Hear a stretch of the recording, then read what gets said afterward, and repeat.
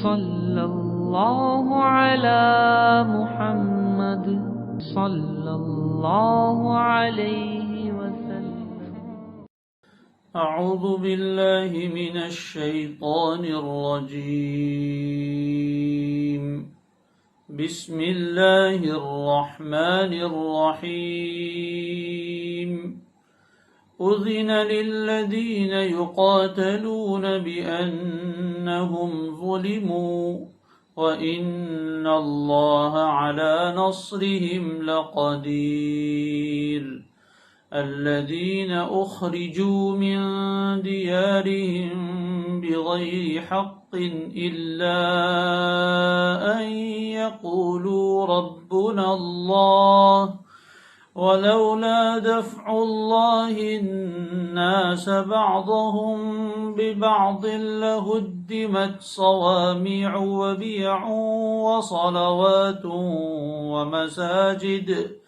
ومساجد يذكر فيها اسم الله كثيرا ولينصرن الله من ينصره إن الله لقوي عزيز۔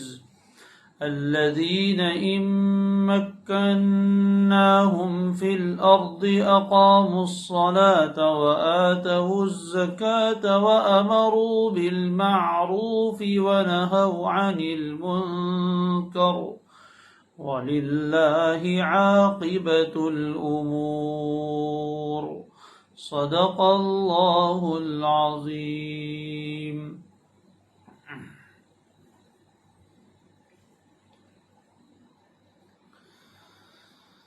کل بات یہ شروع ہوئی تھی، اذن للذین یقاتلون بأنہم ظلموا وإن اللہ علی نصرہم لقدیر،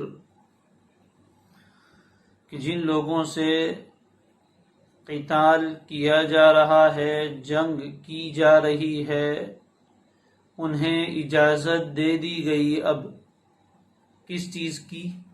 قتال کرنے کی اور جنگ کرنے کی، دشمنوں سے مقابلہ کرنے کی، ظالموں کے ظلم کو دفع کرنے کی اجازت دے دی گئی۔ کیوں؟ بِأَنَّهُمْ ظُلِمُوا، اس وجہ سے کہ وہ مظلوم ہیں اور ان پر بہت ظلم ڈھائے گئے ہیں، اب مزید ظلم برداشت کرنے کی ضرورت نہیں ہے۔ اب یہ اجازت ہے کہ ظالموں کے بڑھتے ہوئے ہاتھوں کو روک دیا جائے۔ بِأَنَّهُمْ ظُلِمُوا وَإِنَّ اللَّهَ عَلَى نَصْرِهِمْ لَقَدِيرٌ، کہہ کر اللہ نے یہ بات بھی بیان فرما دی کہ اگرچہ یہ مظلومین کی جماعت نہتی ہے، تعداد کے اعتبار سے کمزور اور تھوڑی سی ہے، لیکن جب یہ لوگ اپنے ظلم کا انتقام لینے کے لیے اور ظلم کو ختم کرنے کے لیے کھڑے ہوں گے تو اللہ تعالی ان کی مدد فرمائے گا۔ اور اللہ کون ہے؟ اللہ ان کمزوروں کی مدد کرنے پر پوری قدرت رکھتا ہے اور وہ مدد کر کے دکھائے گا، اور ظالموں کا قصہ پاک کر دیا جائے گا، مظلوموں کو اللہ تبارک و تعالی حکومت عطا فرمائیں گے۔ چنانچہ جو چیز اللہ تعالی نے بیان فرمائی تھی ویسا ہی ہوا۔ وَإِنَّ اللَّهَ عَلَى نَصْرِهِمْ لَقَدِيرٌ، آگے فرمایا الَّذِينَ أُخْرِجُوا مِن دِيَارِهِمْ بِغَيْرِ حَقٍّ إِلَّا أَن يَقُولُوا رَبُّنَا اللَّهُ، کیوں اجازت دی گئی انہیں؟ یہ وہ لوگ ہیں جنہیں نکالا گیا، الَّذِينَ أُخْرِجُوا، اجازت کنہیں دی جا رہی ہے قتال کی؟ ان لوگوں کو جنہیں نکالا گیا تھا۔ کہاں سے؟ من دیارہم، ان کے گھروں سے، جنہیں اپنے گھروں سے، اپنے وطن سے بے وطن کیا گیا، اپنے گھر سے بے گھر کیا گیا، جنہیں اپنا ملک چھوڑنے پر مجبور کیا گیا۔ الذین اخرجوا من دیارہم، یہ کون ہے؟ مہاجرین صحابہ، مکہ مکرمہ میں ہی وہ پیدا ہوئے، وہیں ان کے باپ دادا پیدا ہوئے، وہیں کے وہ باشندے تھے، گویا کہ مکہ کی نیشنلٹی ان کے پاس موجود تھی، لیکن ان پر عرصہ حیات تنگ کر دیا گیا، مکہ کی سرزمین کو ان پر تنگ کیا گیا، اور وہ مجبور ہوئے ہجرت کرنے پر، چنانچہ پہلی مرتبہ ملک حبشہ کی طرف ہجرت کرنے پر مجبور ہوئے، اور پھر دوسری مرتبہ مدینہ منورہ کی طرف ہجرت کرنے پر مجبور ہوئے۔ ایسے مظلوموں کو، ایسے مجبوروں کو اجازت دی گئی اب کس کی؟ قتال کی۔ کن کے ساتھ؟ نکالنے والوں کے ساتھ، ظالموں کے ساتھ۔ الذین اخرجوا من دیارہم، وہ لوگ جنہیں نکالا گیا ان کے گھروں سے، اور یہ نکالا بھی کیسے گیا؟ بغیر حق، ناحق طور پر۔ انہیں نکالنے کا کوئی حق مشرکین کو نہیں تھا، یہ نکالنا ناحق تھا۔ اگر حق کے ساتھ کسی کو نکالا جائے تو ممکن ہے، اور پہلے زمانے سے یہ سزا بھی چلی آ رہی ہے۔ اصل اصول اور قاعدہ ہر زمانے میں، ہر قوم میں، ہر ملک میں یہی تھا اور یہی ہے کہ جو بچہ جس سرزمین پر پیدا ہوتا ہے وہ وہاں کا باشندہ ہے، وہ وہاں کی نیشنلٹی لے کر پیدا ہوتا ہے، اس کو اس سرزمین پر زندگی گزارنے کا پورا حق ہے۔ جو آدمی جس سرزمین پر پیدا ہو اس کو وہاں کا حق مل جاتا ہے، اور اس کو وہاں کی نیشنلٹی مل جاتی ہے، وہ وہاں رہنے کا پورا حق رکھتا ہے۔ کسی کو یہ اختیار نہیں ہے کہ اس انسان کو اس ملک سے باہر نکال، اس لیے کہ زمین اللہ کی ہے۔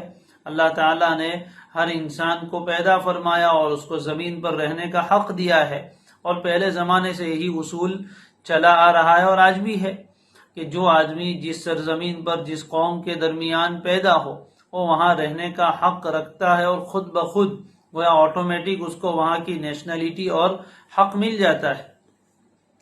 تو یہ حق وہاں رکھتے تھے۔ ہاں، کبھی ان کو اگر اپنے ملک سے نکالا جائے تو کب نکالا جائے گا؟ جب وہ کوئی ایسا جرم کرے، بغاوت پر اتر آئے تو انہیں ملک بدر کر دیا جائے گا، انہیں تڑی پار کر دیا جائے گا، ریفیوجی بنا دیا جائے گا۔ لیکن کب؟ اگر وہ کوئی ایسے جرم کا ارتکاب کرے، چوری کرے، ڈکیٹی کرے، قتل و غارت گری کرے، یا اس طرح کا کوئی ایسا جرم کرے جس سے ملک کے امن و امان کو خطرہ لاحق ہو جائے، کوئی ایسا جرم اور کرائم کرے جس سے ملک میں بدامنی پھیل جائے یا ملک کا استحکام خطرے میں آ جائے، تو ایسے موقع پر ایسے لوگوں کو یا تو جیل میں ڈال دیا جاتا ہے، اور جیل میں ڈالنا بھی ایسا ہی جیسا ملک سے غائب کر دینا، اس لیے کہ جیل میں ایک محدود عمارت میں وہ رہتے ہیں، وہاں سے باہر نہیں نکل سکتے، تو گویا ان کی نیشنلٹی اب جو آزاد پھر کر گھومنے کی تھی وہ ختم ہو گئی۔ یا پھر دوسری صورت یہ ہوتی ہے کہ انہیں اس علاقے سے باہر کر دیا جاتا ہے، کبھی ملک بدر کر دیا جاتا ہے، جس کو جلا وطن کہتے ہیں، تڑی پار کہتے ہیں، یہ بھی کیا جاتا ہے۔ لیکن اس کے لیے کوئی حق ہونا چاہیے۔ اگر کسی آدمی کو اپنے ملک سے نکالنا ہے تو اس کا کوئی ایسا جرم ہو، اس کا کوئی اس کو سزا دی جا رہی، ایسا ہونا چاہیے۔ لیکن ان مسلمانوں کو جو مکہ مکرمہ سے نکالا گیا، اس میں ان کا ایسا کوئی جرم نہیں تھا، انہیں وہاں سے نکالنے کا کوئی حق نہیں تھا۔ اسی کو قرآن نے کہا بغیر حق۔ وہ لوگ ہیں جنہیں نکالا گیا ان کے گھروں سے، گھر ان کے تھے، دیار کی نسبت ان کی طرف، یعنی ان کے ذاتی مکانات تھے، وہاں انہوں نے آباد کیے تھے یا ان کے باپ دادا کی طرف سے چلے آ رہے تھے، وہاں کا پورا حق رکھتے تھے، لیکن انہیں وہاں سے نکالا گیا۔ کیوں؟ بغیر حق، ناحق طور پر۔ ہاں، نکالنے کی ایک وجہ تھی، وہ کیا تھی؟ الا ان یقولوا ربنا اللہ۔ وہ لوگ ہیں جنہیں ان کے گھروں سے ناحق طور پر صرف اس لیے نکالا گیا کہ وہ یہ کہتے تھے کہ ربنا اللہ، ہمارا رب اللہ ہے۔ وہ ایک اللہ کو اپنا رب مانتے تھے۔ بس اگر کوئی ان کا جرم ہے تو وہ یہ جرم ہے کہ وہ دوسرے خداؤں کو نہیں مانتے، اللہ کے شریکوں کو نہیں مانتے، مورتیوں کے سامنے نہیں جھکتے، اور ربنا اللہ کا نعرہ لگاتے ہیں، اللہ کو اپنا رب تسلیم کرتے ہیں، اور اللہ کے علاوہ کسی کے سامنے نہیں جھکتے، یعنی توحید کے پرستار ہیں، ایک اللہ کو ماننے والے ہیں۔ بس ان کا سب سے بڑا جرم یہی ہے، ان کا سب سے بڑا جرم یہی ہے کہ اس جرم کی سزا میں انہیں وہاں سے نکالا گیا۔ کیا یہ بھی کوئی جرم ہے کہ اللہ کی زمین پر اللہ کی وحدانیت کو اور اس کے ایک ہونے کو تسلیم کیا جائے اور اس کی رضامندی کے مطابق زندگی گزاری جائے؟ یہ کوئی جرم ہے؟ یہ ان کے گھروں سے اور وطن سے نکالے جانے کی کوئی وجہ ہے؟ ظاہر ہے کہ کوئی نہیں، یہ کوئی عیب نہیں، یہ تو کمال ہے۔ لیکن کمال کو یہ عیب سمجھ رہے ہیں۔ الذین اخرجوا من دیارہم بغیر حق الا ان یقولوا ربنا اللہ. ہر زمانے میں اسی طرح کا معاملہ ہوا ہے کہ جب کوئی قوم، جب کوئی فرد اللہ کی زمین پر اللہ کی وحدانیت کا نعرہ بلند کرتا ہے اور اس کی ربوبیت کا دعویٰ کرتا ہے، تو پھر اسے اس ملک کے شریر لوگ اور اس ملک کے فاسد لوگ، خراب لوگ، خبیث لوگ، ظالم لوگ اسے وہاں سے نکالنے کی بات کرتے ہیں. قرآن مجید میں اور بھی لوگوں کے بارے میں یہ بات بیان فرمائی گئی. وَمَا نَقَمُوا مِنْهُمْ إِلَّا أَن يُؤْمِنُوا بِاللَّهِ الْعَزِيزِ الْحَمِيدِ. اللہ تعالیٰ نے سورہ بروج میں فرمایا ہے کہ ایک قوم تھی مسلمانوں کی جنہیں سزا دی گئی کہ خندق میں جلتے الاؤ میں انہیں ڈال کے جلا دیا گیا. یہ کس چیز پر انتقام لے رہے تھے؟ وَمَا نَقَمُوا مِنْهُمْ. ان مومنوں کی کوئی چیز انہیں ناگوار نہیں تھی سوائے ایک چیز کے.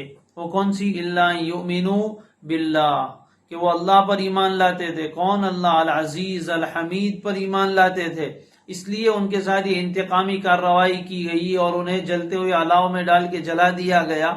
یہ بدلہ اس لیے لیا گیا تھا. کیا یہ اللہ پر ایمان لانا کوئی ایسا جرم ہے کہ اس پر اتنی بڑی سزا دی جائے؟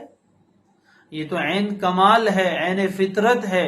لیکن کچھ لوگ ایسے ہوتے ہیں. رسولوں کو کہا گیا وقال الذین کفروا لرسلهم لنخرجنکم من ارضنا او لتعودن فی ملتنا. ہر زمانے کے کافر لوگ اپنے رسولوں کو اور رسول کے پیروکاروں کو یہ بات کہتے رہے لنخرجنکم من ارضنا، ہم اپنی زمین سے، اپنے ملک سے تمہیں نکال کر رہیں گے، یا تو پھر بصورت دیگر تمہیں ہمارے مذہب میں دوبارہ آنا پڑے گا. گھر واپسی کی بات کی جاتی ہے اور ملک سے نکالنے کے نام لیے جاتے ہیں. یہ مکہ والوں کے ساتھ بھی یہی کہا گیا تھا کہ یا تو تم اپنے آبائی دین میں، اپنے باپ دادا کے دھرم میں واپس آ جاؤ، ورنہ اپنی جانوں سے ہاتھ دھونا پڑے گا یا نکلنا پڑے گا. یہی بات کہی تھی اخرجوا من دیارہم بغیر حق. وہ اپنے گھروں سے اور اپنے ملک سے نکالے گئے تھے ناحق طور پر.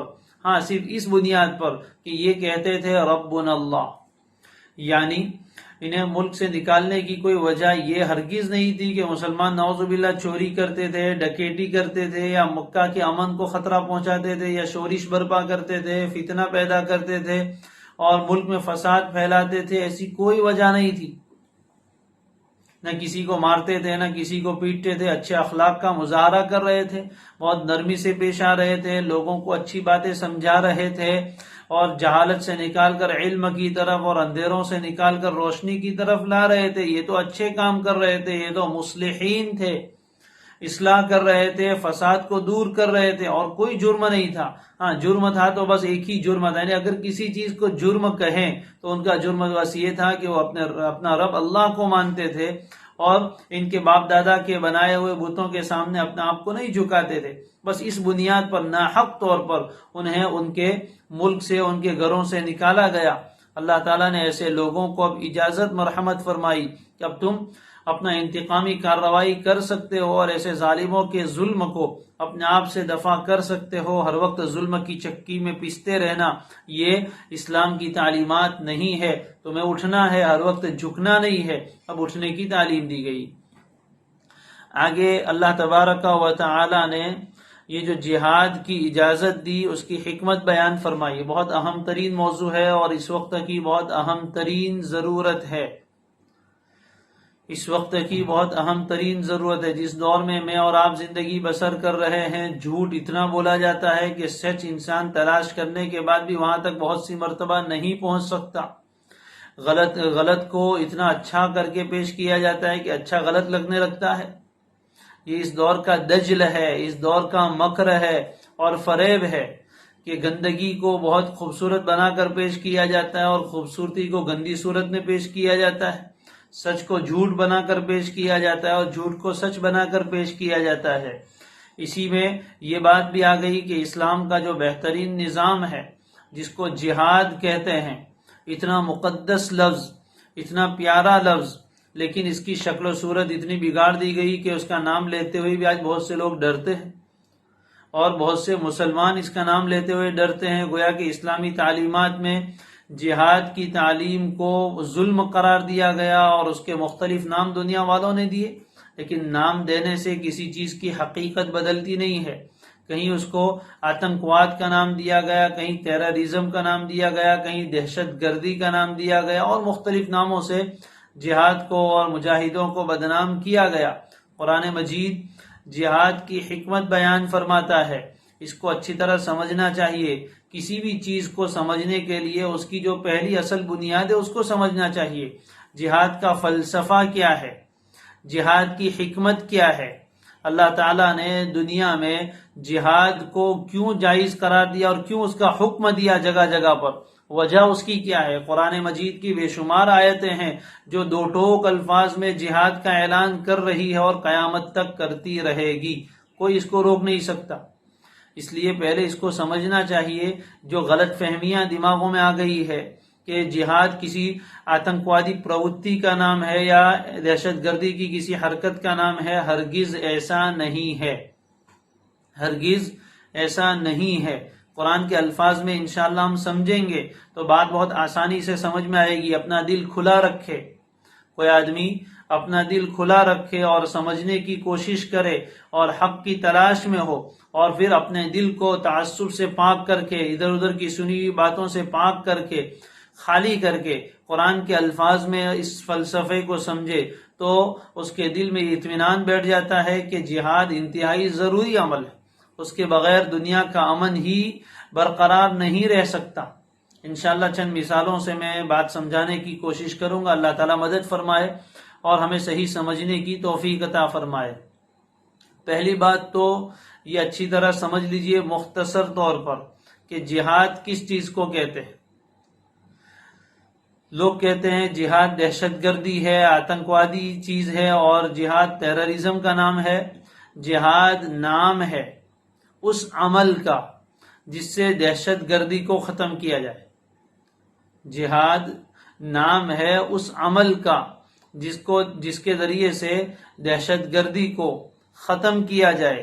جہاد نام ہے اس عمل کا جس کے ذریعے سے ظلم ختم کیا جائے۔ جہاد نام ہے اس عمل کا جس کے ذریعے سے عدل و انصاف قائم کیا جائے۔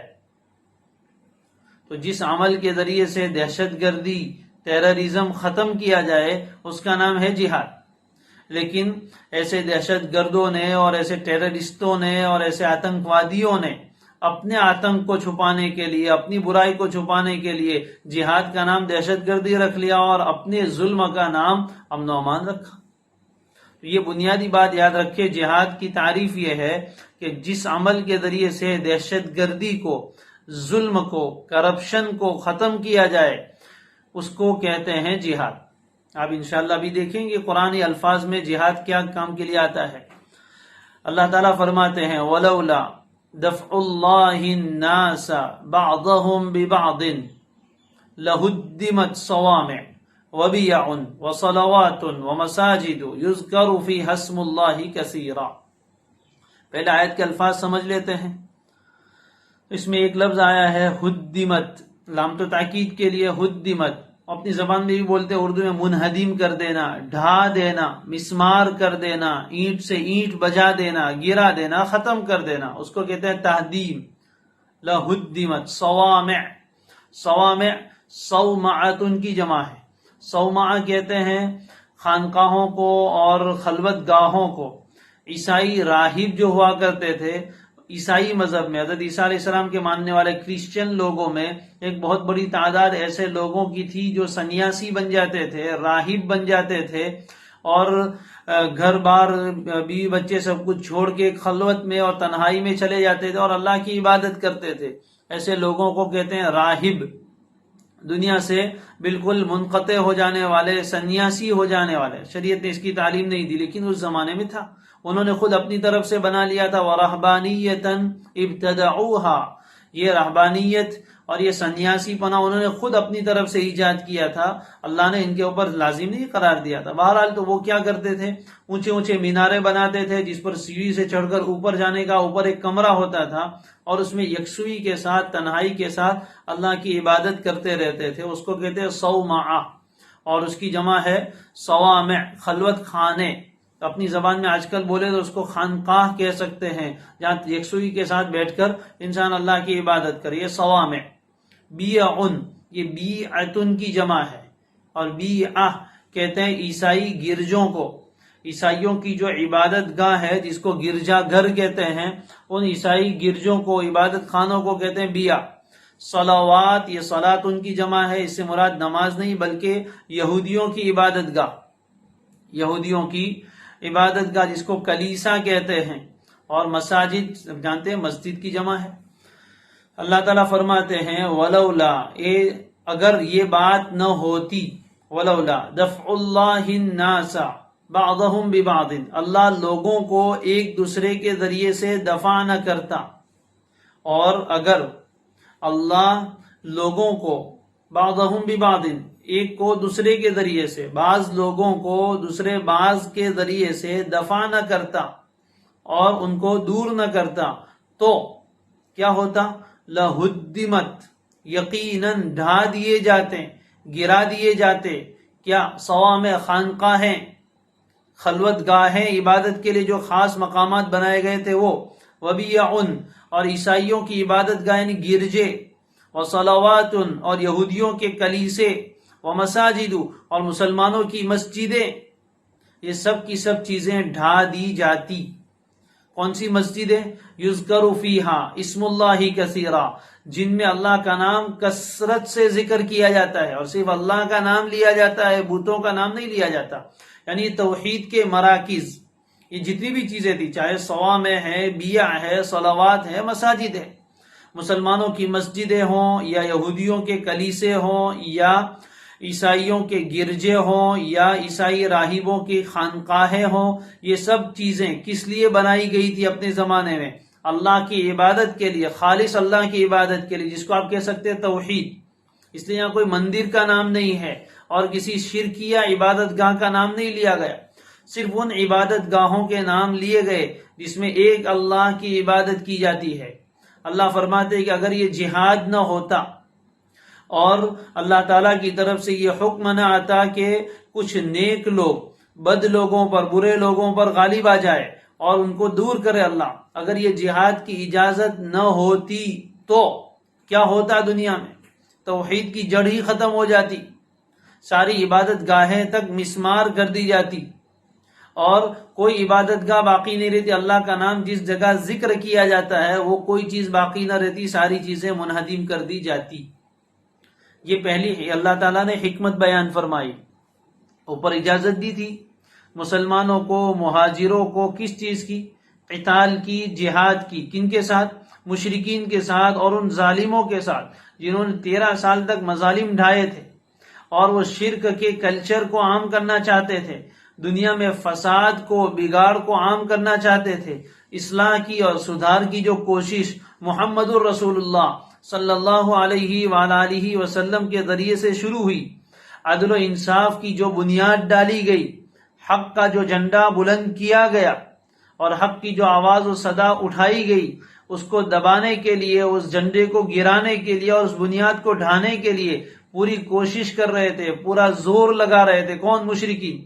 تو اللہ نے انہیں اجازت دی کہ تم ان کے ساتھ جہاد کرو، قتال کرو اور ان کی طاقت کو ختم کرو، ان کے زور کو کم کرو اور اسلام کو، توحید کو، عدل و انصاف کو اس دنیا میں عام کیا جائے، قائم کیا جائے، ظلم کو، کرپشن کو ختم کیا جائے، جو طاقتور کمزور کو کھا جاتا تھا اس کلچر کو ختم کیا جائے، عدل و انصاف کا دورہ ہو اور امن و امان کی فضا قائم ہو. اس کے لیے اللہ نے جو دین اتارا اس کا نام ہے اسلام، اور اس کے راستے میں رکاوٹیں تھی تو اللہ نے یہ اجازت دی اور مسلمانوں کے ذریعے سے کافروں کو دور کیا اور نیکوں کے ذریعے سے برے لوگوں کو ختم کیا. یہ کوئی پہلی مرتبہ ایسا نہیں ہو رہا ہے. دنیا میں اللہ تعالیٰ کی سنت یہ ہے کہ ہر زمانے میں اچھے بھی انسان رہے اور برے انسان بھی رہے.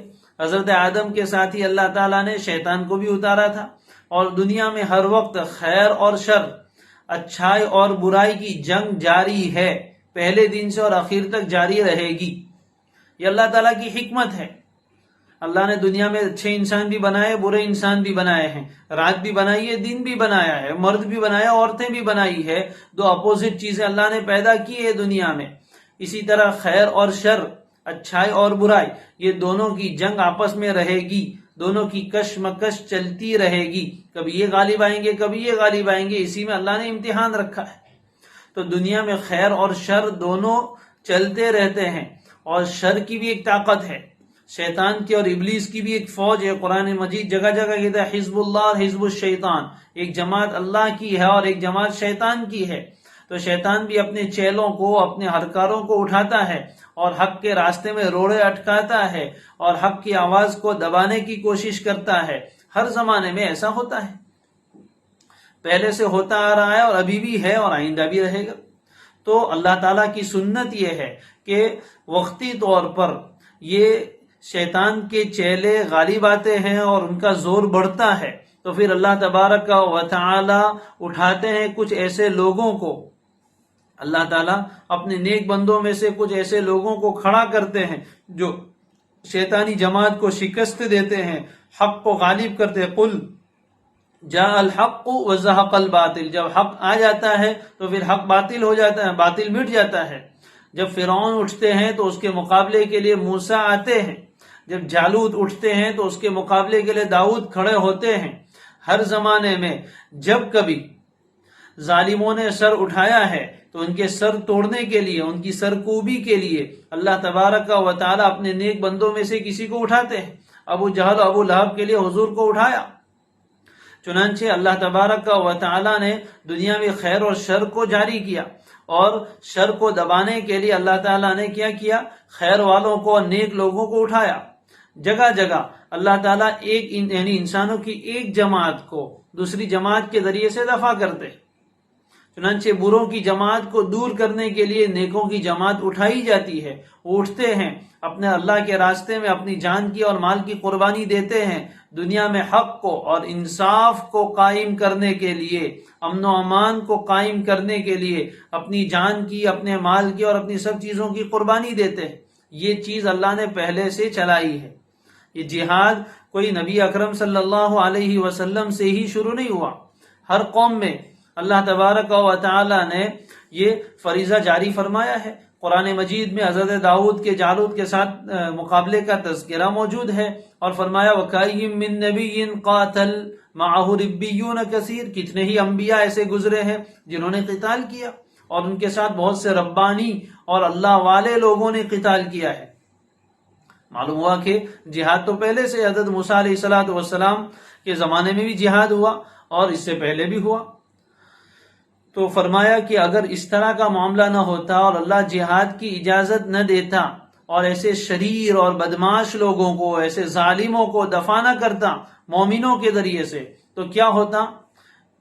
فساد عام ہو جاتا، شر دنیا میں پھیل جاتا، بدامنی پھیل جاتی، ظلم کا دور دورہ ہوتا، معاملہ یہاں تک پہنچتا کہ توحید کے جتنے مراکز تھے، ایسے مراکز کو، توحید کے سینٹروں کو مسمار کر دیا جاتا اور دنیا سے نیکی کا سلسلہ ہی ختم کر دیا جاتا، جو اللہ کو منظور نہیں ہے۔ اللہ تعالیٰ نے زمین اپنی عبادت کے لیے بنائی ہے اور صرف اپنی ایک اللہ کی عبادت کے لیے بنائی ہے۔ تو یہ فرمایا لہدمت صوامع، صوامع میں حالانکہ وہاں تو راہب لوگ ہوتے ہیں، صرف اللہ کی عبادت کرتے، کسی کو کچھ نہیں کہتے، لیکن ان لوگوں کی حق دشمنی اور توحید دشمنی اس قدر زیادہ ہے کہ ایسے صومعوں کو بھی وہ چھوڑتے نہیں، بلکہ ان کو بھی گرا دیتے۔ حالانکہ وہ لوگ کسی کو کچھ کہنے نہیں جاتے، کسی کو دعوت بھی نہیں دیتے، وہ تو اپنی اپنی عبادت کرتے ہیں، لیکن انہیں بھی نہ چھوڑا جاتا۔ بیا جو گرجے تھے عیسائیوں کے، وہ عبادت مقدس عبادت گاہیں اور ان کے عبادت خانے وہ بھی مسمار کر دیے جاتے، اور صلوات یہودیوں کی عبادت گاہیں بھی محفوظ نہ رہتی اور مسلمانوں کی عبادت گاہیں مسجدیں بھی محفوظ نہ رہتی۔ لہذا ضروری تھا کہ جہاد کی اجازت دی جائے اور شر کے معاملے کو ختم کیا جائے، ظلم کو ختم کیا جائے اور حق کو اور عدل و انصاف کو قائم کیا جائے۔ اس کے لیے اللہ تعالیٰ نے جہاد کی اجازت دی ہے۔ اور آگے جو فرمایا یذکر فیہا اسم اللہ کثیرا، یہ فیہا کی ضمیر کا مرجع کیا ہے؟ اس سلسلے میں دو قول ہے۔ بعض علماء فرماتے ہیں کہ صوامع، بیع، صلوات اور مساجد، یہ چاروں کے ساتھ اس کا تعلق ہے کہ ان چاروں چیزوں میں، چاروں جگہوں میں اللہ کا نام کثرت سے ذکر کیا جاتا تھا۔ صومعوں میں بھی اپنے موقع پر، یعنی خلوت گاہوں میں اور خانقاہوں میں بھی اللہ اللہ ہی کیا جاتا تھا۔ عیسائیوں کی عبادت گاہوں میں بھی صرف اللہ ہی کی عبادت کی جاتی تھی پہلے زمانے میں، بعد میں اس میں شرک آ گیا۔ یہودیوں کی عبادت گاہوں میں بھی ابتداءً تو انہی کی بات تھی، اللہ ہی کی عبادت کی جاتی تھی، اور مسجدیں تو ہے ہی اللہ کے لیے۔ اور دوسرا قول یہ کہ نہیں، یہ فیہا کی ضمیر کا وجہ صرف مساجد ہے، کہ مسجدوں میں ہی اللہ کا نام کثرت سے ذکر کیا جاتا ہے۔ توحید کا مرکز ہے، غیر اللہ کا نام وہاں ہوتا ہی نہیں، کسی بت کا نام وہاں لیا ہی نہیں جاتا، صرف اللہ ہی کی عبادت کی جاتی ہے۔ اور انہیں اگر دشمنی ہے تو توحید سے ہے، ایک اللہ کی عبادت کے ساتھ دشمنی ہے، اور کسی چیز سے دشمنی نہیں ہے۔ معلوم ہوا کہ جہاد اللہ تعالیٰ نے توحید کی بقا کے لیے، توحید کو باقی رکھنے کے لیے مشروع کیا ہے۔ بہرحال تو اس چیز کو قرآن مجید سمجھا رہا ہے کہ جہاد کی اجازت دی تو یہ ظلم کے لیے نہیں بلکہ ظلم کے خاتمے کے لیے ہے۔ دنیا میں سب سے بڑا ظلم شرک ہے، بار بار کہہ چکا ہوں، ان الشرک لظلم عظیم، شرک سب سے بڑا ظلم ہے۔ اللہ کی زمین پر اللہ کے علاوہ کی عبادت کی جائے، اس سے بڑا ظلم کیا ہو سکتا ہے؟ اور یہ ساری برائیوں کی جڑ ہے، اس لیے اللہ تعالیٰ نے اس کے خاتمے کے لیے جہاد کو مشروع قرار دیا ہے۔ اب ایک دو مثالوں سے ذرا یہ بات ہم سمجھتے ہیں، آسان اور عقلی مثالوں سے انشاءاللہ بات سمجھ میں آئے گی کہ جہاد کا فلسفہ کیا ہے اور جہاد کیا چیز ہے۔ بالکل فطری چیز ہے اور اس کا ہونا بہت ضروری تھا۔ دنیا میں ہر چیز اپنی بقا کے لیے ایک جنگ لڑ رہی ہے۔ دنیا میں ہر چیز اپنی بقا کے لیے، اپنے باقی رہنے کے لیے، اپنے وجود کو باقی رکھنے کے لیے ایک جنگ ہر وقت لڑ رہی ہے۔ ابھی ہم بیٹھے ہیں لیکن ہمارے جسم میں ایک جنگ چل رہی ہے، انسان کے جسم میں بھی ایک جنگ ہوتی ہے۔ ہر چیز کو اپنا وجود باقی رکھنے کے لیے مقابلہ کرنا پڑتا ہے اور کسی چیز کا پرتیکار کرنا پڑتا ہے۔ ہر انسان کے اندر اللہ نے طاقت رکھی ہے دفاع کی، اپنے بچاؤ کی، کہ انسان کے جسم کو، اپنی زندگی کو باقی رکھنے کے لیے کس کے ساتھ مقابلہ کرنا پڑتا ہے؟ بیماریوں کے ساتھ۔ انسان کچھ کھاتا ہے، کھانے کے ساتھ جہاں اچھی چیزیں اندر جاتی ہے، بہت سے ایسے جراثیم بھی اندر داخل ہو جاتے ہیں، زہریلے مادے بھی داخل ہو جاتے ہیں جو انسان کو نقصان پہنچاتے ہیں، اس کی موت کا اور بیماری کا سبب بن سکتے ہیں۔ ہوا کے ذریعے سے بھی بہت سے جراثیم اور وائرس جیسی چیزیں، بیکٹیریا اندر گھس جاتے ہیں جو انسان کے جسم کے لیے نقصان دہ ہوتا ہے، ہم سب جانتے ہیں۔ تو اندر ایک طاقت ہے جس کو کہتے ہیں روگ پرتیکارک شکتی، یعنی بیماری کو دور کرنے والی ایک طاقت اللہ نے انسان کے جسم میں رکھی ہے۔ جب اس طرح کا کوئی جرثومہ اور اس طرح کے جراثیم اور اس طرح کے وائرس انسان کے جسم کے اندر گھس جاتے ہیں تو پھر ہمارے اندر جو ایک نظام ہے، پوری ایک فوج ہے جراثیم کی اور بیکٹیریا کی، اچھے بھی ہے، وہ ایک فوج ہے پوری، وہ متوجہ ہوتی ہے اور اس وائرس کو، اس آنے والے نقصان دہ چیز کو ختم کر دیتی ہے۔ پتہ بھی نہیں چلتا بہت سی مرتبہ۔ اندر اللہ نے ایک فوج کا نظام رکھا ہے۔ سائنس جاننے والے اور ڈاکٹری کے علم سے تھوڑی بھی واقفیت رکھنے والے لوگ جانتے ہیں کہ انسان کے جسم میں اس طرح کی چیزیں جب جاتی ہے، اسی لیے جب انسان کھانا کھاتا ہے تو پورے بدن کی طاقت اس کے پیٹ کی طرف متوجہ ہو جاتی ہے کہ یہیں سے سب چیزیں پھیلے گی۔ چنانچہ اللہ تعالیٰ نے ایک ایسا نظام بنایا کہ جو اچھی چیزیں ہیں وہ تو انسان کے جسم میں باقی رہتی ہے اور جو نقصان دہ چیزیں وہ انسان کے بدن سے باہر نکل جاتی۔ اسی لیے کبھی انسان اس طرح کی کوئی چیز کھا لیتا ہے جس میں نقصان دہ چیز ہوتی ہے تو باڈی خود اس کا دفاع کرتی ہے اور قے ہو جاتی ہے، باہر نکل جاتا ہے۔ تو یہ اللہ کی نعمت ہے، یہ قے خود بخود ہوتی نہیں ہے۔ اندر کا جو نظام ہے وہ ایسے بیکار کھانے کو، ایسے گندے کھانے کو، نقصان دہ کھانے کو باہر نکال دیتا ہے کہ یہ کھانا جسم میں نہیں چلے گا، نقصان دہ ہوگا۔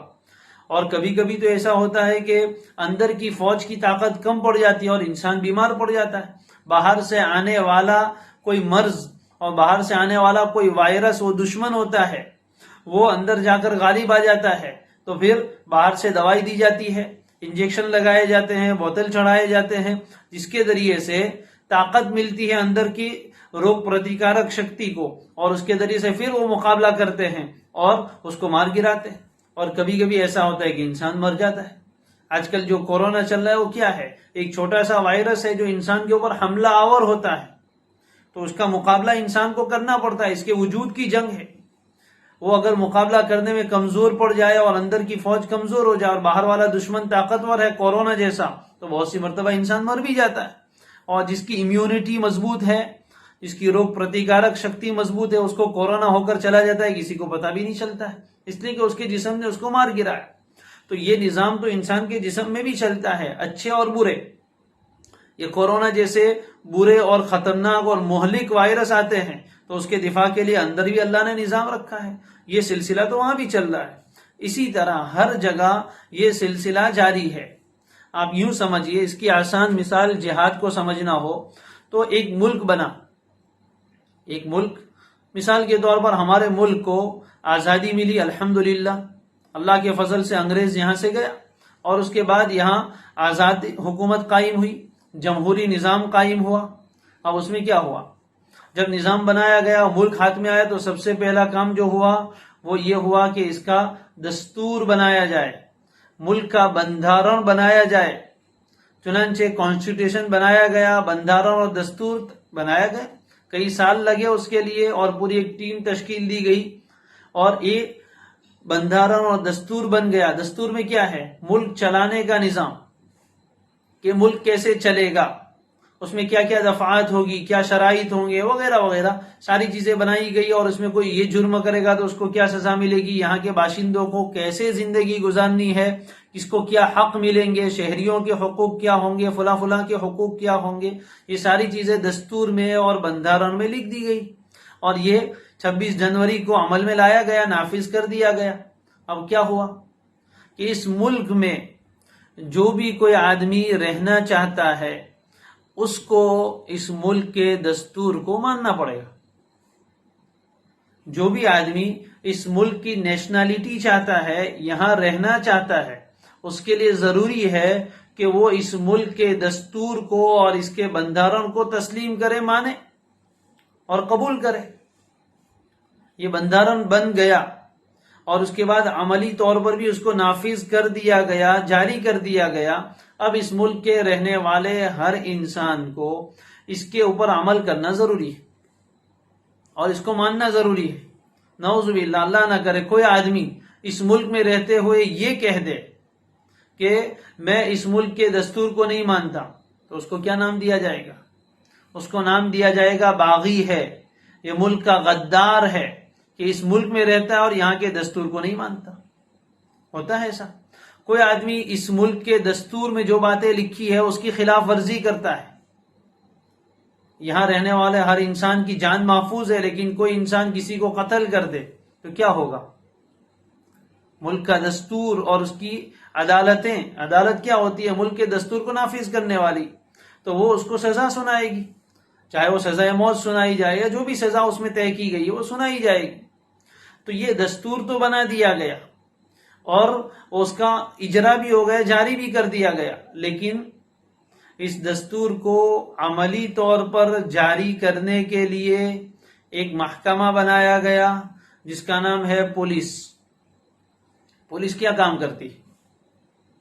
فوج بنائی گئی، کیوں؟ فوج کیا کام کرتی؟ کہ دستور بنایا ہے، لیکن اگر کوئی آدمی اس دستور کو نہ مانے تو اس کو منوانے کے لیے پولیس اور فوج ہے۔ پہلے درجے پر پولیس کام کرتی ہے، اگر وہ ناکام ہو جائے تو پھر فوج آئے گی۔ مان لو تھوڑی دیر کے لیے کہ کوئی علاقہ ہے، وہاں کے لوگوں نے مجموعی طور پر کہہ دیا کہ ہم اس ہندوستان کے قانون کو نہیں مانتے، تو کیا ہوگا؟ پوری ایک جماعت کھڑی ہو گئی، اللہ نہ کرے، اور انہوں نے اس کو ماننے سے انکار کر دیا، تو ان کے مقابلے کے لیے فوج اتاری جائے گی۔ کیوں؟ اس لیے کہ اس ملک میں رہتے ہیں تو یہاں کے دستور کو ماننا پڑے، اور اس دستور کو نافذ کرنے کے لیے پاور چاہیے۔ لوگ اتنے سیدھے نہیں ہیں کہ سب مان لیں گے۔ ہر جگہ ایسا ہی ہوتا ہے، کسی بھی ملک میں جاؤ، ملک کا ہر باشندہ ملک کے دستور کو مانتا نہیں، چاہے وہ اعلان کرے یا نہ کرے، لیکن اس کی خلاف ورزی تو کرتا ہے۔ تو اس ملک کو، اس دستور کو عملی بنانے کے لیے، اور دستور کیوں بنایا گیا؟ ملک میں امن و امان قائم رکھنے کے لیے، یہاں شانتی باقی رکھنے کے لیے، لوگوں کی جان مال عزتیں محفوظ ہو جائے، اس کے لیے دستور بنایا گیا ہے، نظام ٹھیک چلے۔ اس کی معیشت بہتر ہو، اکانومی اچھی ہو، لوگوں کی مالی حالت اچھی ہو، اس کے لیے دستور بنایا گیا۔ اب دستور بنانے کے بعد ایسے ہی نہیں کہہ دیا بھائی سب لوگ مان لو، وہ سمجھایا نہیں گیا۔ دستور بنایا گیا، ماننا پڑے گا، نہیں مانو گے تو تمہارے خلاف ایکشن ہوگا، تمہارے خلاف کارروائی ہوگی، پولیس حرکت میں آئے گی، فوج حرکت میں آئے گی، اور تمہیں ماننا پڑے گا، اور نہیں مانو گے اور مقابلے کے لیے آؤ گے تو مارے جاؤ گے۔ اگر کوئی آدمی اس ملک کے دستور کو ماننے سے انکار کرے اور علل اعلان یوں کہے کہ میں اس ملک کے دستور کو نہیں مانتا تو باغی کہا جائے گا، اور فوج اس کو کیا کرے گی؟ حکومت اس کو سزا سنائے گی، سزائے موت۔ تو سب کہیں گے برابر ہے، سنانا ہی چاہیے، اس ملک میں رہتا اور یہاں کے دستور کو نہیں مانتا ہے، لہذا اس کو سزا ملنی چاہیے۔ اس ملک کا کوئی باشندہ اگر کسی کے اوپر ڈاکہ ڈالے، کسی کو قتل کر دے تو اس کو سزا ملنی چاہیے یا نہیں ملنی چاہیے؟ سب کہتے ہیں ملنی چاہیے۔ انصاف کا تقاضا یہی ہے کہ کسی انسان کو اس نے قتل کیا تو اس کے لیے سزا ہونی چاہیے۔ اب وہ سزا کیا ہونی چاہیے؟ وہ ہر ملک میں الگ الگ قانون ہے، کہیں سزائے موت سناتے ہیں، کہیں جنم ٹیپ سنائی جاتی ہے جو 14 سال میں چھوٹ جاتے ہیں، تو مختلف سزائیں سنائی جاتی ہے، اور کوئی آدمی اس کو برا نہیں سمجھتا، بلکہ عین عدل و انصاف کا تقاضا ہے کہ انہیں سزا سنائی جائے۔ اور ملک فوج بھی بناتی ہے سرحدوں کی حفاظت کے لیے، ملک فوج ہوتی ہے ہر سرحد پر، اور ایک سے بڑھ کر ایک اسلحے بنائے جاتے ہیں، ہتھیار بنائے جاتے ہیں، اور جتنی دنیا ترقی کر رہی اس اعتبار سے زمینی فوج بھی ہوتی ہے، پانی والی فوج بھی ہوتی ہے، سمندری اور ہوائی فوج بھی ہوتی ہے، تینوں ونگز ہوتے ہیں، اور اس میں زیادہ سے زیادہ طاقت استعمال کی جاتی ہے، بلکہ ملک کے بجٹ کا زیادہ تر حصہ اگر غور کیا جائے تو فوج پر خرچ ہوتا ہے۔ ایسے دور میں جس وقت کہ ملک بہت مالی بحران سے گزر رہا ہے، ابھی ہمارے ملک نے چائنا کے ساتھ جو معاملہ چل رہا ہے اس سے اپنی بچاؤ کے لیے کروڑوں نہیں اربوں روپے کے اسلحے خریدنے کی بات کری ہے۔ کیوں خریدے؟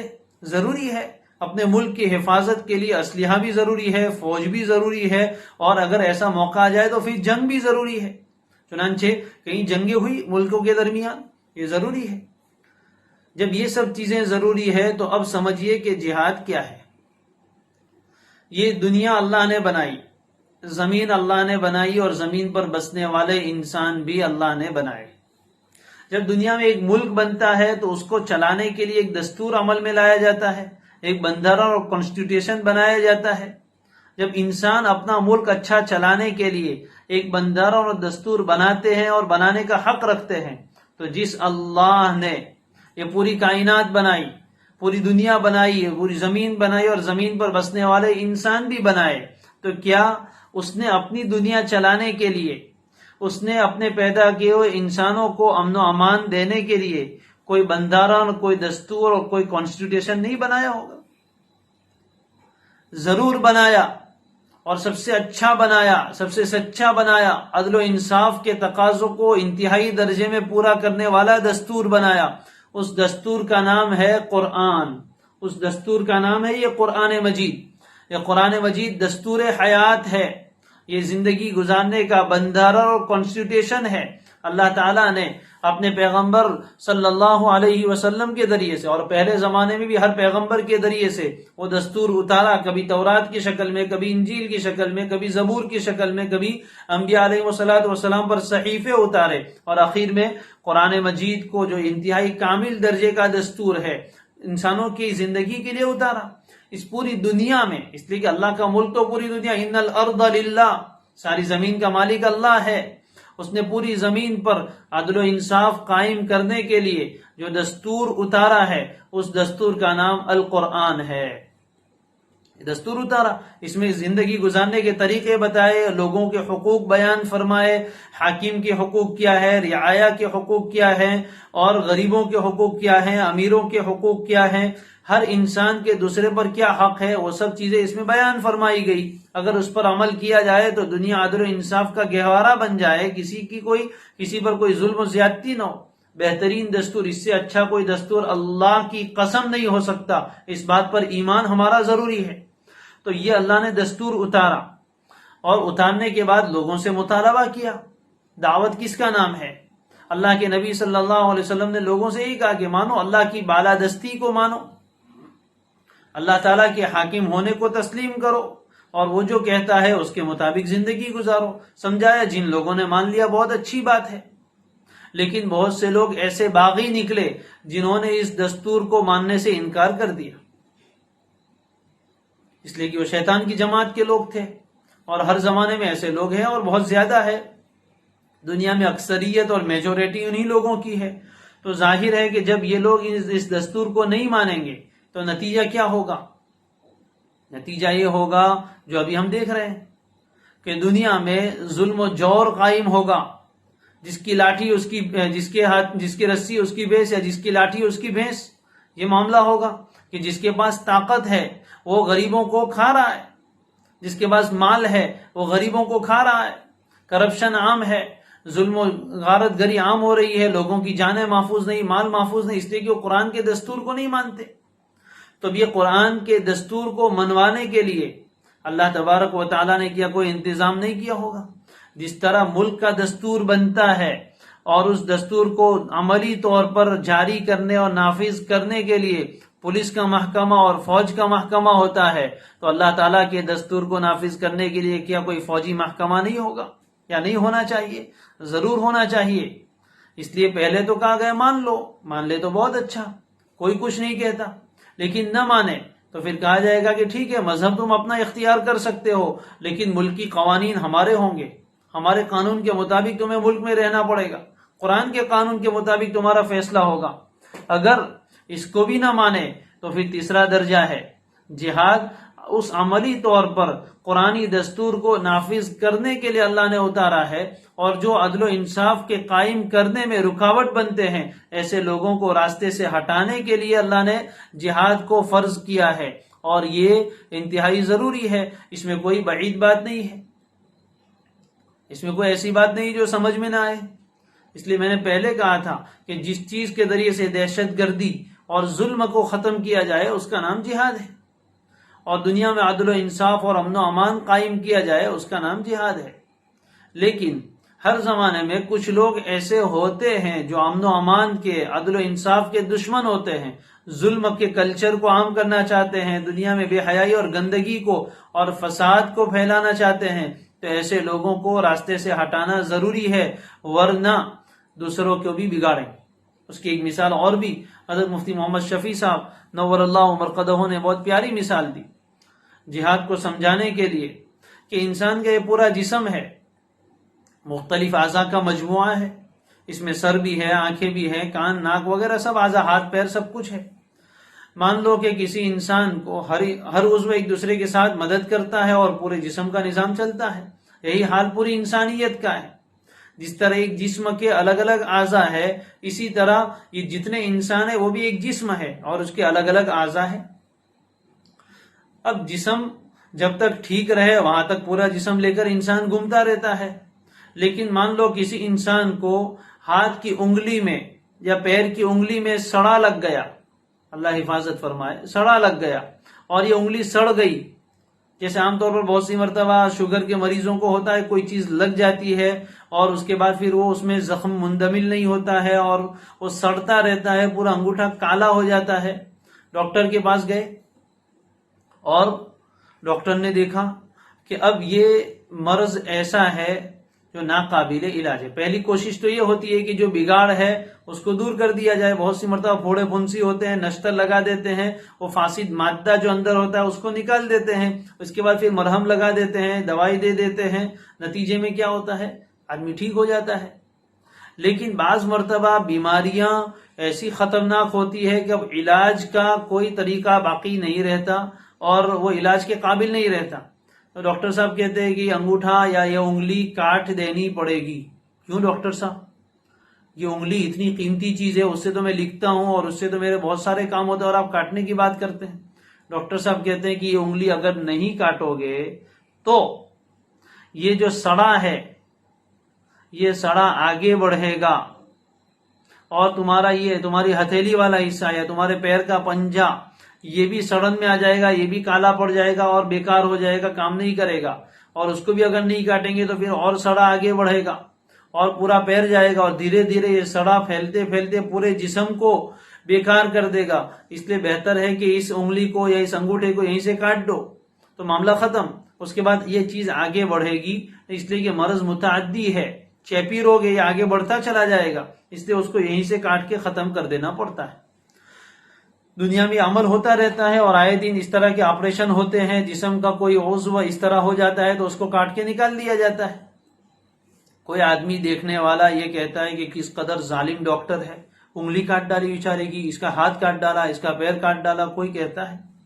ارے کوئی نہیں کہتا، ڈاکٹر صاحب کا شکریہ ادا کرتے ہیں، سامنے اس کی مہنگی مہنگی فیس ادا کرتے ہیں، آپریشن کا چارج دیتے ہیں، اور پھر اوپر سے شکریہ بھی ادا کرتے، تھینک یو کہتے ہیں ڈاکٹر صاحب کو کہ آپ نے مجھے بچا لیا، یہ انگلی کاٹ دی، بہت اچھا کام کیا، میرا پورا ہاتھ بچ گیا، ورنہ میں تو اور زیادہ میرا پورا ہاتھ ہی بیکار ہو جاتا۔ سب لوگ اس کا شکریہ ادا کرتے ہیں۔ ٹھیک یہی حال انسانوں کا ہے کہ انسانوں میں بھی بعض لوگوں میں کبھی کبھی اس طرح کی بیماریاں پیدا ہوتی ہے تو پہلے اس کا علاج کیا جاتا ہے، کوشش کی جاتی ہے انہیں سمجھایا جائے اور ان کی سرکشی کو اور ان کے فساد کو، ان کے بگاڑ کو، ان کے سڑے کو ختم کیا جائے، ان کے دلوں سے گندگیوں کو نکال دیا جائے، ان کے دماغ میں سے جو بھوسا ہے اس کو نکال دیا جائے، سمجھایا جاتا ہے، دعوت دی جاتی ہے، ان کے شکوک و شبہات دور کیے جاتے ہیں۔ بہت اچھا، اگر سدھر جائے اور اپنی اصلاح کر لے اور ان کا علاج یہیں سے ہو جائے تو پھر آگے آپریشن کی نوبت نہیں آتی۔ لیکن کبھی کبھی ایسا ہوتا ہے کہ وہ مرض لا علاج ہو جاتا ہے، وہ مرض لا علاج ہو جاتا ہے، سمجھانے سے کام نہیں چلتا اور اس کو علاج کرنے جاتے ہیں تو اور زیادہ مرض بڑھتا گیا، جوں دوا کی یہ حال ہو جاتا ہے۔ تو ایسی صورت میں پھر عین حکمت کا تقاضا یہی ہے کہ آپریشن کیا جائے اور آپریشن کر کے سماج کے ایسے فاسد لوگوں کو ختم کیا جائے، سماج کے ایسے فاسد لوگوں کو ختم کیا جائے، ان کو اب زمین کے اوپر نہ رہنے دیا جائے، زمین کے نیچے ڈال دیا جائے تاکہ ان کے اندر جو فساد ہے وہ آگے نہ بڑھے اور یہ بگڑے ہوئے ہیں دوسرے انسانوں کو نہ بگاڑے۔ جس طرح ایک بگڑی ہوئی اور سڑی ہوئی انگلی کاٹ نہ دی جائے تو اس کا سڑا آگے بڑھتا ہے، اسی طرح سماج کے ایسے برے اور فاسد لوگوں کو، ایسے ظالم لوگوں کو اگر دنیا سے ختم نہ کیا جائے تو ان کا یہ فساد پھیلتے پھیلتے پورے سماج کو اپنی لپیٹ میں لے لے گا۔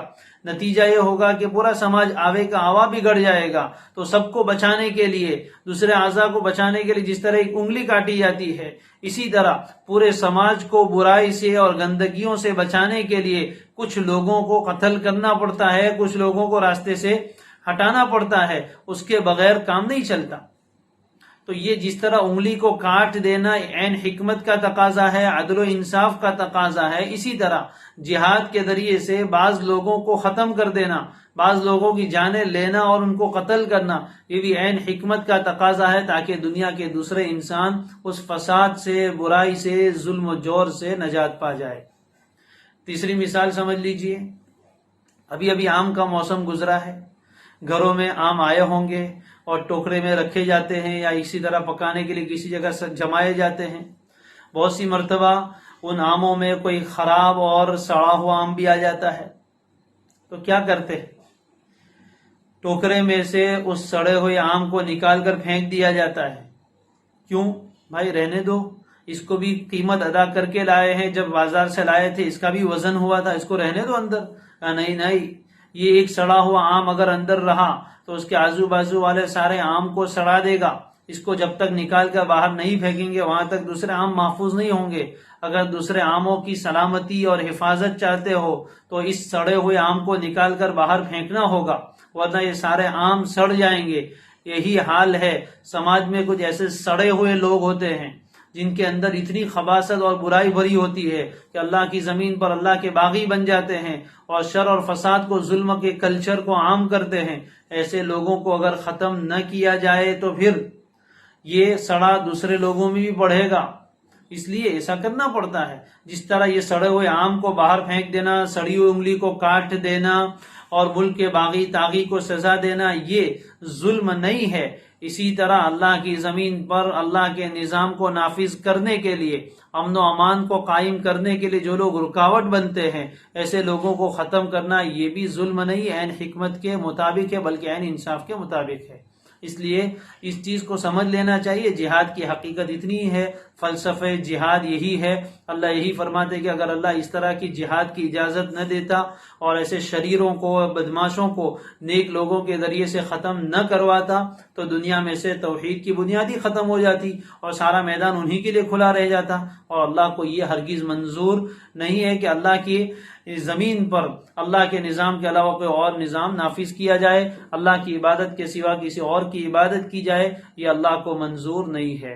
اسی کو اللہ نے فرمایا وَلَوْلَا دَفْعُ اللَّهِ النَّاسَ بَعْضَهُمْ بِبَعْضٍ، اگر اللہ انسانوں کو ایک دوسرے کے ذریعے سے دفع نہ کر، یعنی برے انسانوں کو اچھے انسانوں کے ذریعے سے دور نہ کرتا، تو نتیجہ یہ ہوتا کہ عیسائیوں کے خانقاہیں اور ان کے گرجے اور یہودیوں کے کلیسا اور مسلمانوں کی مسجدیں سب کی سب ڈھا دی جاتی، مسمار کر دی جاتی، انہیں تباہ و برباد کر دیا جاتا، اس لیے کہ توحید انہیں منظور نہیں ہے۔ کون سی مسجدیں یا کون سی عبادت گاہیں جس میں اللہ کا ذکر کثرت سے کیا جاتا ہے؟ ایک اشارہ یہ بھی ملا کہ مسجدوں میں اللہ کا ذکر کثرت سے ہونا چاہیے، اور ہوتا بھی ہے، اللہ ہی کا نام لیا جاتا ہے، قرآن کی تلاوت ہو یا ذکر و اذکار ہو۔ سمجھ میں امید ہے کہ جہاد کا مسئلہ کلیئر ہو گیا ہوگا، اچھی طرح سمجھ میں آ گیا ہوگا۔ ان مثالوں کو یاد بھی رکھنا چاہیے، جہاں جہاں موقع ملے یہ غلط فہمی دور کرنی چاہیے کہ لوگ اس قدر غلط فہمی میں مبتلا ہے کہ جہاد کے نام سے ہی متنفر ہے اور ڈرتے ہیں، اس کی حقیقت یہ ہے۔ اللہ تعالیٰ صحیح سمجھ عطا فرمائے۔ وَلَيَنْصُرَنَّ اللَّهُ مَن يَنْصُرُهُ، آگے اللہ فرماتے ہیں اور جو کوئی اللہ کی مدد کرے گا ضرور بھی ضرور اللہ بھی اس کی مدد فرمائیں گے۔ یعنی جہاد کے لیے نکلنا یہ اللہ کی مدد ہے، اصل تو اللہ کے دین کی مدد ہے، اللہ کسی کی مدد کا محتاج نہیں ہے، لیکن اللہ کے دین کی مدد کرنا اور اللہ کی جماعت میں اور اللہ کی لشکر میں شامل ہو جانا یہ اللہ کے دین کی مدد ہے۔ اس کو اللہ نے گویا یوں کہا کہ میری ہی مدد کر رہے، تو جو لوگ اللہ کی یعنی اللہ کے دین کی مدد کرتے ہیں، لا ینصرن اللہ، لام تاکید بانون تاکید، دو تاکید ہے، ضرور بھی ضرور اللہ بھی ان کی مدد کرے گا اور کر کے دکھائے۔ جو بھی لوگ حق قائم کرنے کے لیے، اعلاء کلمت اللہ، اللہ کے کلمے کو بلند کرنے کے لیے، دنیا میں عدل و انصاف قائم کرنے کے لیے کھڑے ہوتے ہیں اور اللہ کے دین کی مدد کرتے ہیں، تو اللہ تعالیٰ بھی ان کی پوری مدد کرتا ہے۔ جس طرح جو لوگ حکومت کی مدد کرتے ہیں، پولیس محکمے والے یا فوج والے، تو حکومت ان کی مدد کرتی ہے، ان کی پشت پناہی کرتی ہے اور ان کی ساری ضرورتیں پوری کرتی ہے۔ تو جو لوگ اللہ کے دین کی مدد کے لیے کھڑے ہوں گے جس کسی درجے میں، تو اللہ تبارک و تعالی بھی ان کی نصرت کرے گا، مدد کرے گا، کوئی ان کا بھی بال بیکا نہیں کر سکتا۔ ان اللہ لقوی عزیز، اللہ مدد کرے گا اس کو یقینی دلانے کے لیے۔ اللہ نے آگے فرمایا یقین رکھو کہ اللہ بڑا قوت والا ہے، عزیز بڑا غالب ہے، کوئی اس پر غالب نہیں آ سکتا۔ اللہ نے اپنی دو صفتیں بیان فرمائی، ایک قوی، اللہ ایسی قوت والا ہے کہ ساری قوتیں اسی کے پاس سے نکلتی ہے اور اس کی قوت کے علاوہ اور کوئی دنیا میں طاقت ہی نہیں ہے، وہ پورا قوت والا ہے، قدرت والا ہے، لہذا تمہاری مدد کرے گا۔ عزیز، اور وہ عزیز کے معنی غالب، یعنی کوئی اس پر غالب نہیں آ سکتا، وہ سب پر غالب ہے، لہذا اس کا دین سب پر غالب ہوگا۔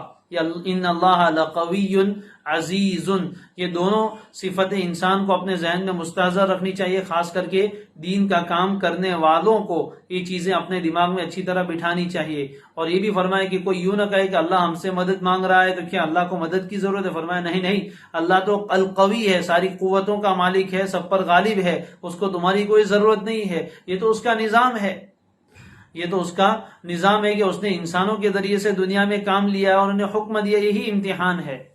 آگے فرمایا کہ جن لوگوں کی اللہ مدد فرماتے ہیں وہ لوگ کیسے ہوتے ہیں، اسلام کا نظام کیسا ہوتا ہے، اس کو انشاءاللہ آگے بیان فرمائیں گے کہ جب اللہ تعالیٰ ایسے لوگوں کی نصرت فرمائیں گے اور وہ لوگ دنیا میں حکومت قائم کریں گے تو دنیا میں کیسا نظام قائم کریں گے، انشاءاللہ وہ اسلامی نظام کیسا ہوتا ہے جو جہاد کے ذریعے سے قائم ہوتا ہے، اس کو انشاءاللہ کل دیکھیں گے۔ اللہ تعالیٰ ان باتوں کو سمجھنے کی توفیق عطا فرمائے، اسلامی احکام کے بارے میں شکوک و شبہات ہمارے دلوں سے دور فرمائے، لوگوں کے ذہنوں میں، عام طور پر غیر مسلموں کے اور بہت سے اپنوں کے دلوں میں جہاد کے سلسلے میں جو بری باتیں بیٹھ چکی ہے، اللہ تعالیٰ اس کو عافیت کے ساتھ نکال دے، حق کو صحیح سمجھنے کی توفیق عطا فرمائے۔ وآخر دعوانا ان الحمد للہ رب العالمین، سبحان اللہ وبحمدہ، سبحانک اللہم وبحمدک، نشہد ان لا الہ الا انت ونستغفرک ونتوب الیک۔